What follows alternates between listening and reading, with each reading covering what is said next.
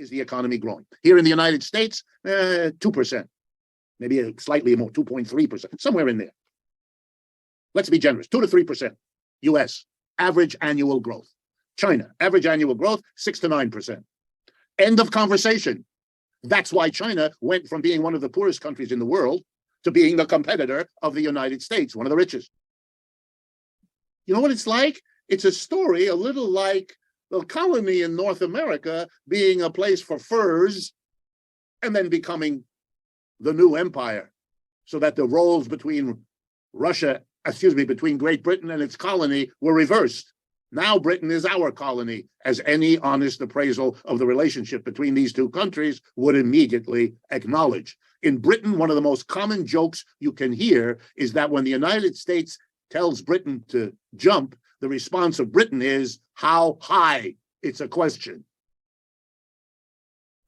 China has overtaken the United States in dozens of fields, particularly the highest tech ones. Young people around you are using TikTok. That's Chinese as a social media.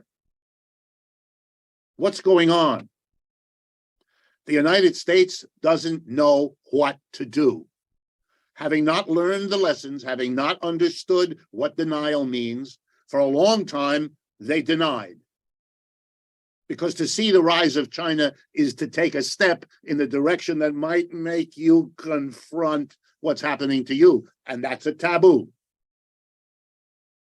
Wow. Finally, the United States figures it out. And what does it do? As if it learned nothing from its history? It tries warfare. It tries to slow down, to stop, maybe even to reverse history, just like Britain did.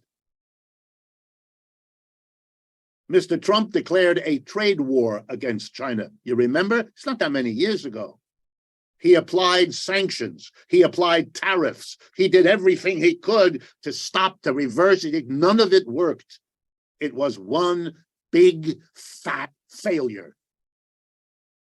Now we are in a war, we, the US and its allies, with the most important ally China had, Russia. That's what's going on in Ukraine. It has got nothing whatever to do with that sad country suffering this war. Talk about being in the wrong place at the wrong time. That's the truth of Ukraine. All the rest is propagandistic foolery on both sides. This is about weakening the ally of China, which Russia is. When the war started, Mr. Biden predicted the Russians couldn't last a few weeks. With this armada of countries and weapons and wealth and you name it, he referred to what they were doing as the mother of all sanctions, which it was, greatest sanction program ever applied. Russia wouldn't last. The ruble would be valueless within weeks. All of that, 100% wrong. The ruble is worth more now than it was before the invasion. The Russian economy bubbling along pretty well. Took a dip right after, came back most of the way. You know why? Because the sanctions mainly stopped buying oil and gas, which is Russia's lifeline. That's what Russia is, an exporter of oil and gas. I'm exaggerating, but it's the basic story.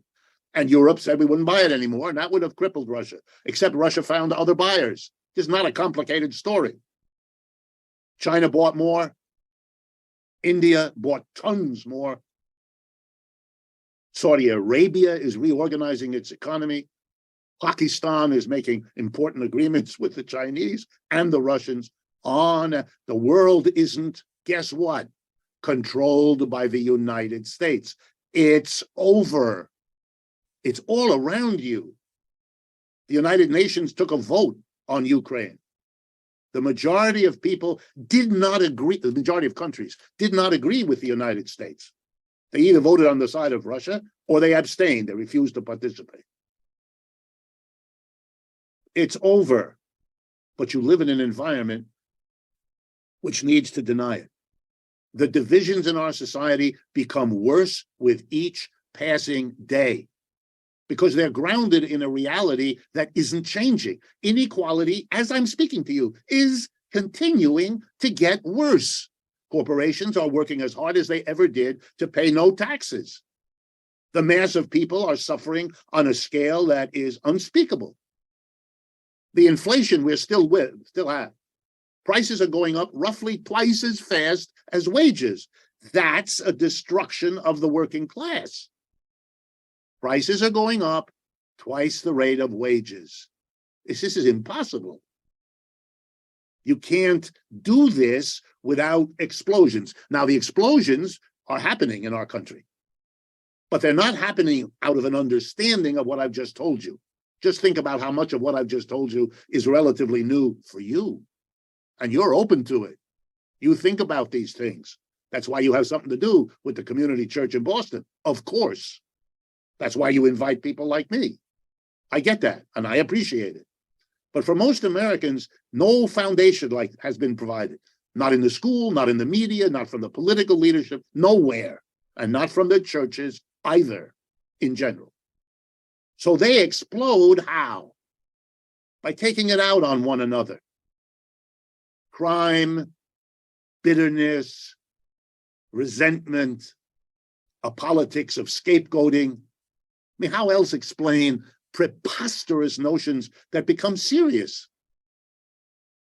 This is a country, United States, of 325, 30 million people.